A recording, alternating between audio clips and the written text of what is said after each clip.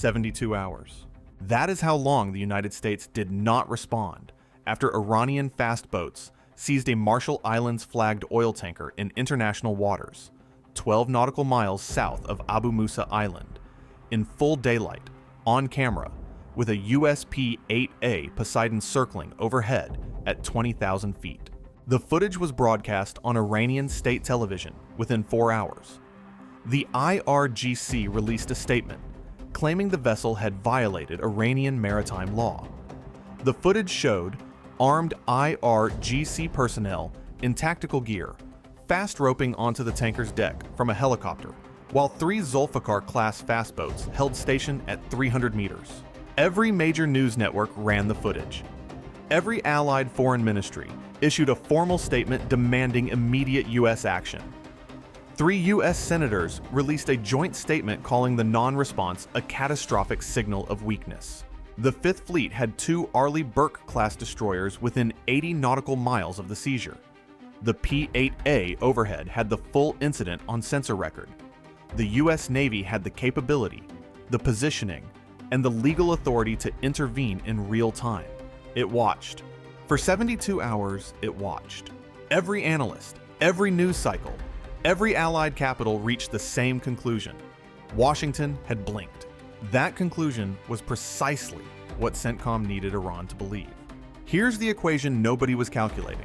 A military response is not a single variable.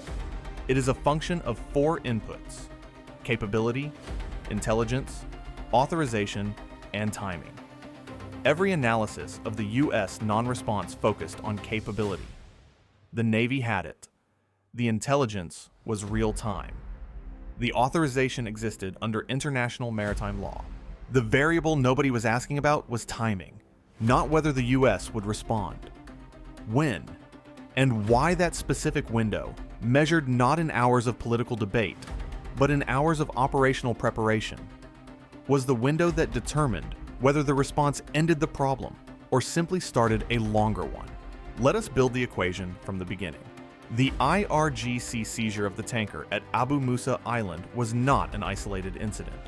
It was the 8th interdiction in a 23-day campaign that had progressively escalated in ambition and proximity to U.S.-flagged assets.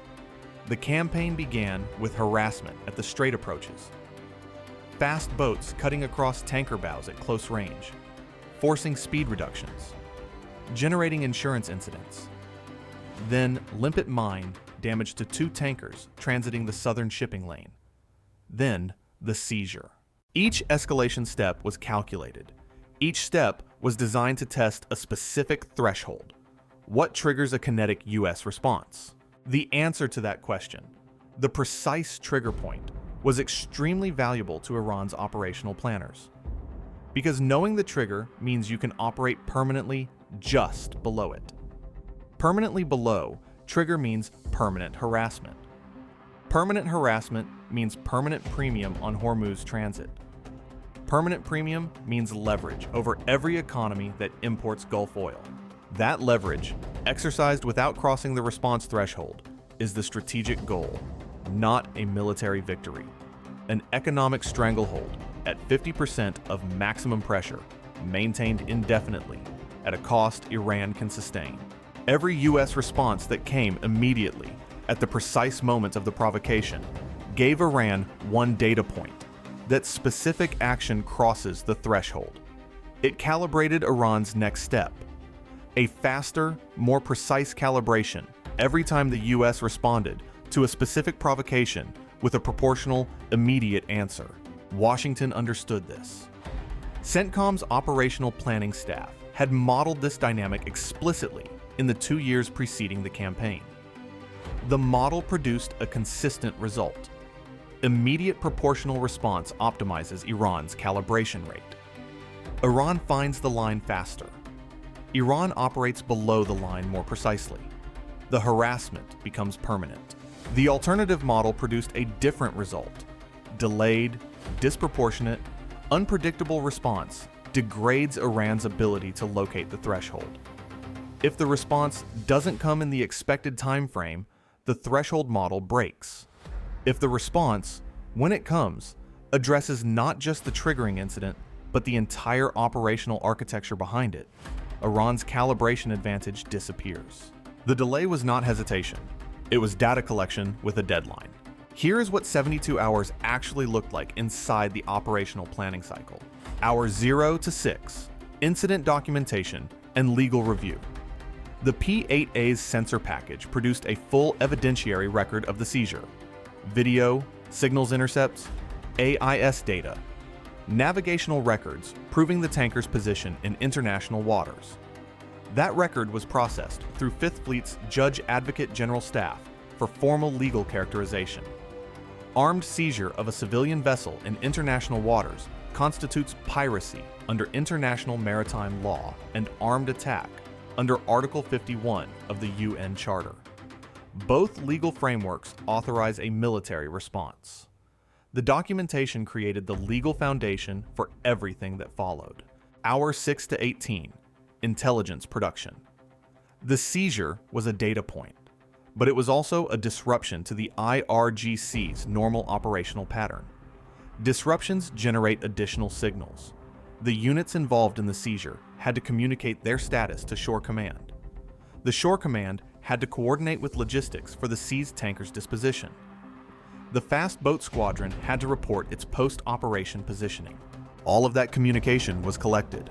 The National Security Agency's collection architecture in the Gulf Theater, operating from ground stations at Al Udeid, from the P-8A overhead, from a classified collection platform operating at altitude above the northern Gulf, captured the IRGC command network's response to its own operation in real time. The content of those communications was sensitive. The pattern of them was immediately actionable, because the pattern revealed something the United States had spent 6 months trying to determine: the command authorization chain for IRGC maritime operations. Who gave the order for the seizure? Which command node authenticated it? Which communication circuit carried the authorization? Which personnel signatures appeared in the traffic before and after the trigger event? That information, the precise command architecture of the IRGCN Operations Center, was the targeting data the response required, not for the fast boats at Abu Musa Island, for the command infrastructure that ordered, authorized, and coordinated the fast boats. You can replace a fast boat in 8 weeks. A command architecture takes years to rebuild. Hour 18 to 36, target development and strike package construction. The intelligence product from the first 18 hours was transferred to the Naval Strike and Air Warfare Center's targeting team embedded at CENTCOM forward headquarters in Qatar. Their function: convert intelligence into a strike package. That means assigning specific weapons to specific aim points, calculating the weapons required to achieve the desired effect at each aim point, deconflicting the strike routing across the operational area, and modeling second and third order effects. The strike package built over this window addressed not just the IRGCN command node identified through SIGINT, but 6 additional targets identified as supporting infrastructure for the broader maritime harassment campaign. A logistics hub at Bandar Abbas that had supplied the mine-laying vessels, 2 fast boat maintenance facilities on Keshem Island, a communications relay station at Abu Musa Island, the IRGC coastal surveillance radar site that provided targeting data for the seizure operation. None of the 6 supporting targets would have been identifiable if the response had come at hour 3. They became identifiable because the seizure event generated a cascade of IRGC communications that mapped the operational network surrounding it. The delay purchased the targeting data for 7 objectives instead of 1. Hour 36 to 60, authorization cycle. The strike package required approval from the Secretary of Defense and presidential authorization under the War Powers Resolution Framework. This cycle, which critics during the 72-hour window characterized as political paralysis, was actually moving at an accelerated pace. The legal foundation was established in hour 6. The targeting package was complete at hour 36. The authorization request moved from CENTCOM to the Joint Chiefs to the Secretary of Defense to the National Security Council in a compressed cycle that was faster than any comparable authorization in the preceding decade of Gulf operations. The public saw 72 hours of silence. The authorization cycle took 34 hours. The remaining time was preparation and positioning. Drop equation in the comments if the timeline is resolving the way you expected. Hour 60 to 72. Strike group positioning and final intelligence update. The USS Gerald R. Ford, operating in the Northern Arabian Sea, conducted a course change at hour 61. The change moved the strike group from its holding position to a launch point that placed every target in the strike package within the weapons release envelope of the F/A-18E/F Super Hornets and the Tomahawk Block 5 missiles loaded on the group's escorts. The course change was visible to Iranian maritime surveillance. It was intended to be visible, because here's the final layer of the 72-hour window. A U.S. carrier strike group repositioning, visibly with deliberate navigation, generates a predictable Iranian response. Air defense batteries go to heightened alert. Fast boat squadrons are ordered to elevated readiness. The IRGCN command node activates its full communication suite to coordinate the defensive posture. A fully activated command suite is louder in the SIGINT record than a dormant one. The final 6 hours of the 72-hour window produced a real-time, continuously updated picture of every IRGC asset that went to elevated readiness in response to the Ford's visible repositioning. Any unit that responded was confirmed as operationally active. Any unit that did not respond, a fast boat squadron that remained at low readiness, a radar site that stayed off air, a logistics node that didn't activate, revealed something equally valuable. Either it was not connected to the primary command network, or it was already damaged, or it was being deliberately held in reserve. That final intelligence update refined the strike package at hour 71. 3 targets were removed from the package because real-time signals confirmed they had already relocated, a common IRGC practice of moving mobile assets when a strike is assessed as imminent.